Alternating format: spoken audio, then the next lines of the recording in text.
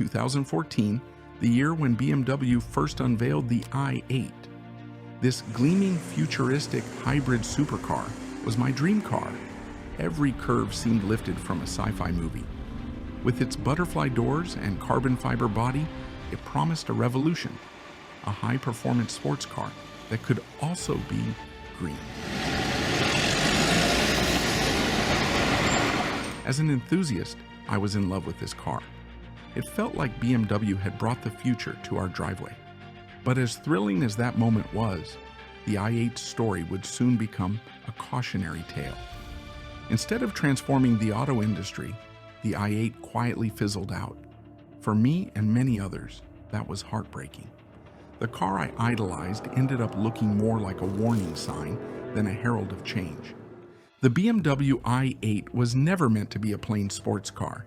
It was a halo project for BMW's new i sub-brand.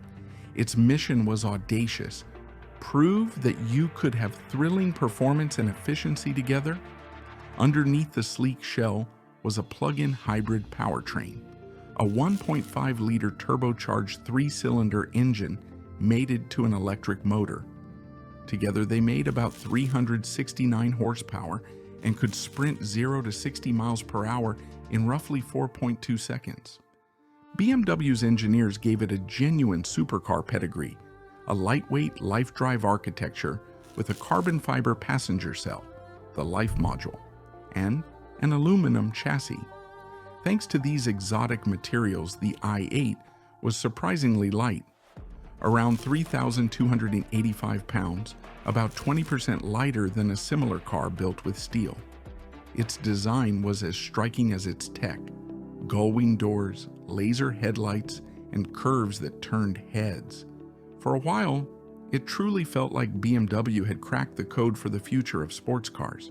But even as early reviews marveled at its beauty, warning signs were already there. The i8's hybrid system had only a 7 kilowatt-hour battery, tiny by any standard. In real-world driving, the electric range was almost negligible. One test found the i8 could do only about 13 miles on pure electric power before the gasoline engine kicked in. BMW claimed up to approximately 22 miles under ideal conditions. In other words, most trips immediately dribbled into gas mode. So why was it so expensive? It boiled down to how it was built.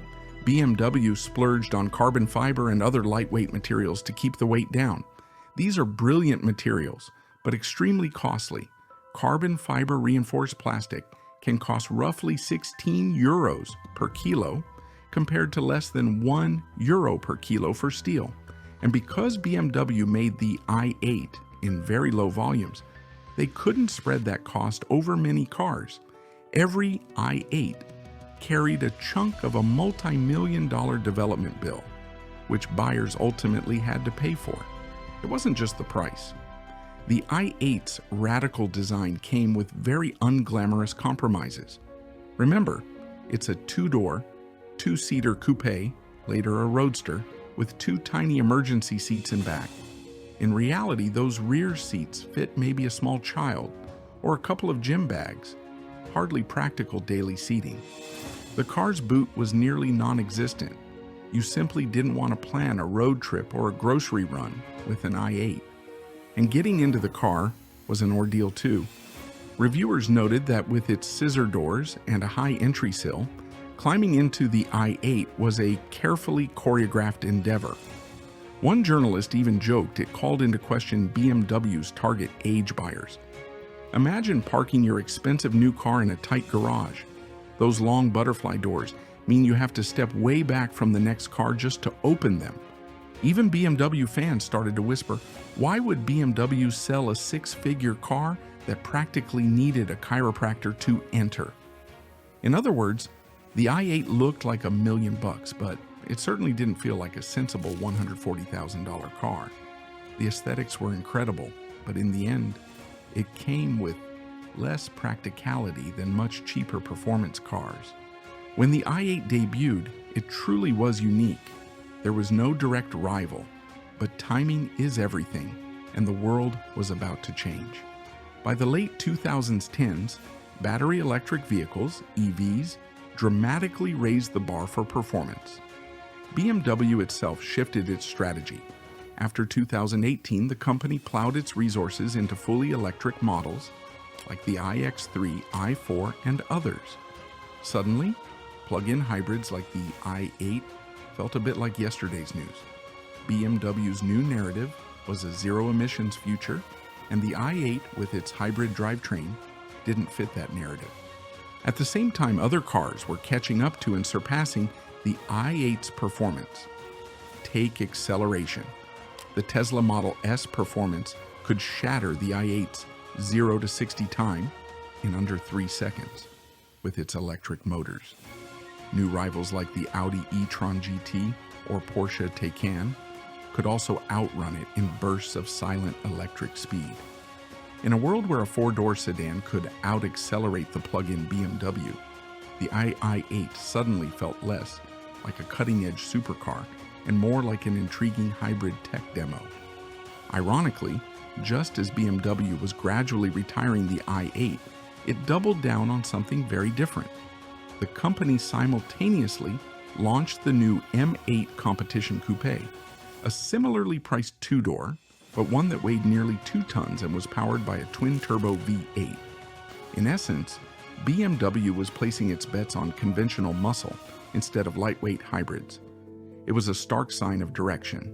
Experiments with electricity were on hold while good old gasoline got the spotlight.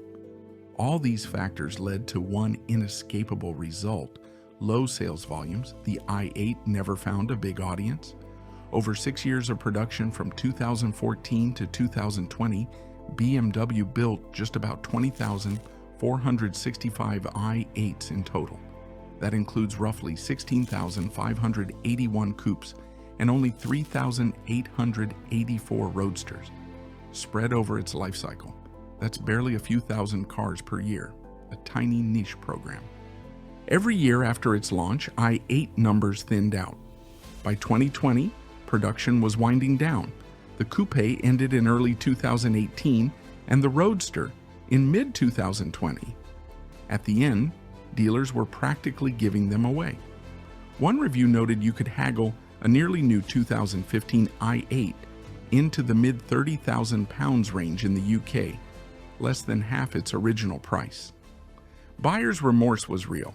Many who bought i8s lost a huge percentage of their investment almost immediately.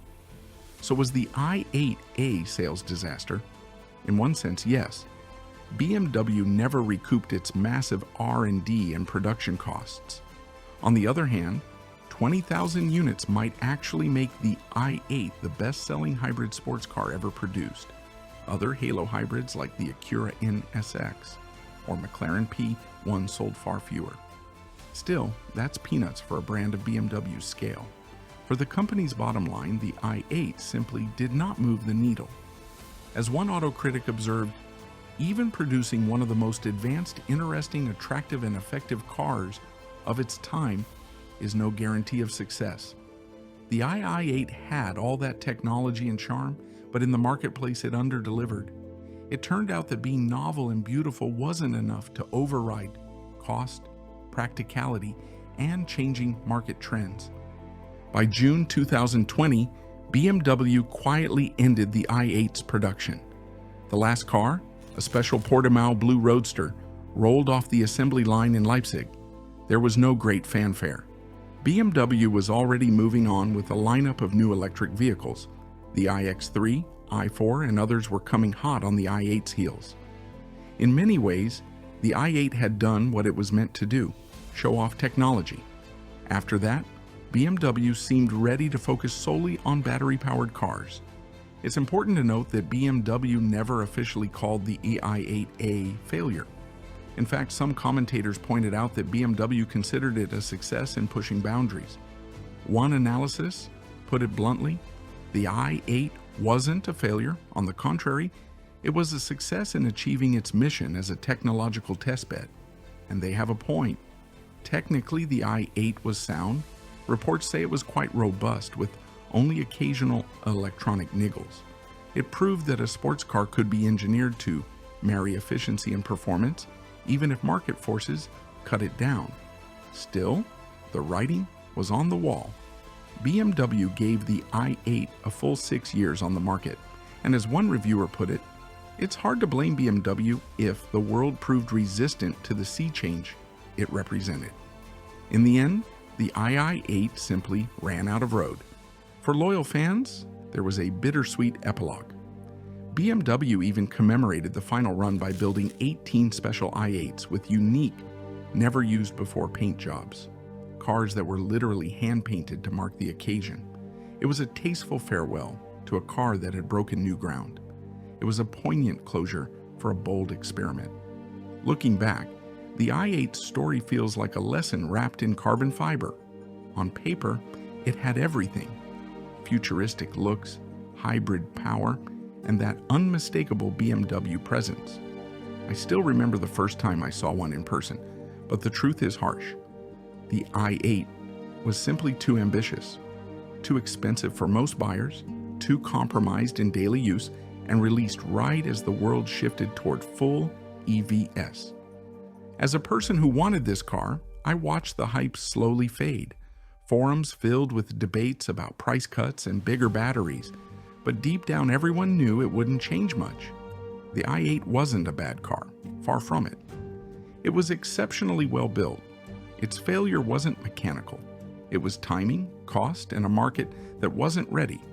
It was a reminder that even bold ideas can stumble when the world moves in a different direction. I still have an i8 Hot Wheels car. It used to just excite me. Now it also reminds me of how innovation can outpace reality. It may not have succeeded in business terms, but BMW took a risk few companies would dare to, and for that, it earned its place in automotive history.